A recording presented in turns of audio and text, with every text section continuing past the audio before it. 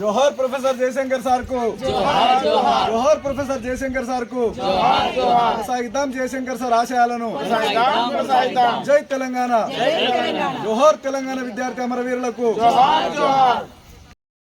తెలంగాణ సిద్ధాంతకర్త తెలంగాణ విద్యావంతుల వేదిక ప్రారంభకులు ఆరంభించినటువంటి professor Jayashankar sir యొక్క 90వ జయంతి సందర్భంగా ఇచ్చేసినటువంటి తెలంగాణ విద్యావంతుల వేదిక సభ్యులందరికీ మరి ప్రియమైనటువంటి విద్యార్థులకు ఈ సందర్భంగా శుభాకాంక్షలు తెలియజేసుకుంటూ తెలంగాణ సిద్ధాంతకర్త అని మనం ఎందుకు పిలవాల్సి వస్తుందంటే 1934లో పుట్టినటువంటి జయశంకర్ గారు మరి ఆయన విద్యార్థి దశ నుండే తెలంగాణకు జరుగుతున్నటువంటి అన్యాయాన్ని అప్పటి నుండే మనము నిజాం పరిపాలనలో జరిగినటువంటి అన్యాయాన్ని బ్రిటిష్ కాలంలో జరిగినటువంటి అన్యాయాన్ని పూర్తిగా బేరీజ్ వేసుకొని ఆ రోజు పుస్తకాలు రచించినటువంటి వ్యక్తి మన ప్రొఫెసర్ జయశంకర్ గారు. ఆయన ఎప్పుడైతే యూనివర్సిటీలో పిహెచ్డీ చేస్తూ ఉన్నారో ఆ రోజు తెలంగాణ ప్రజలకు జరుగుతున్నటువంటి అన్యాయం పైన సమగ్రమైనటువంటి నివేదికను దేశ విదేశాలలో కూడా సమర్పించడం జరిగింది.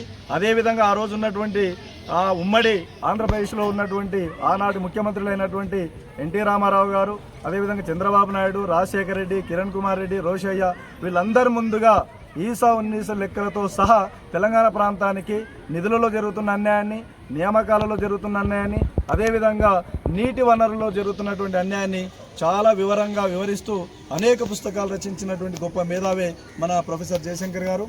మరి వారు ఆ కుటుంబంలో 2వ సంతానంగా పుట్టి మరి ఆ జన్మాంతం కూడా బ్రహ్మచారిగా ఉండి తెలంగాణ సాధించడమే లక్ష్యంగా, తెలంగాణ అభివృద్ధి ధ్యేయంగా అకుంఠిత దీక్షతో తన జీవితాన్ని సర్వస్వం కూడా త్యాగం చేసినటువంటి వ్యక్తులు ఎవరైనా ఉన్నారంటే కేవలం ప్రొఫెసర్ జయశంకర్ గారు.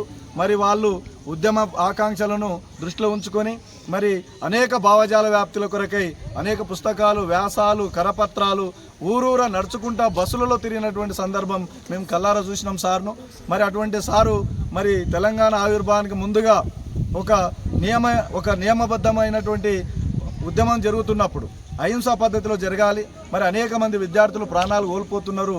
ఎందుకంటే ఆయన కళ్ళ ముందరగా 1969లో ఇడ్లీ సాంబార్ గోబ్యాక్ ఉద్యమంలో, ముల్కీ వ్యతిరేక పోరాటంలో తన మిత్రులు పోలీస్ కాల్పులో మరణించినటువంటి విషయాన్ని దృష్టిలో ఉంచుకున్నప్పుడు అప్పుడే ఆయన చాలా బాధపడినటువంటి సందర్భాన్ని మాతో పాల్పంచుకునేవారు.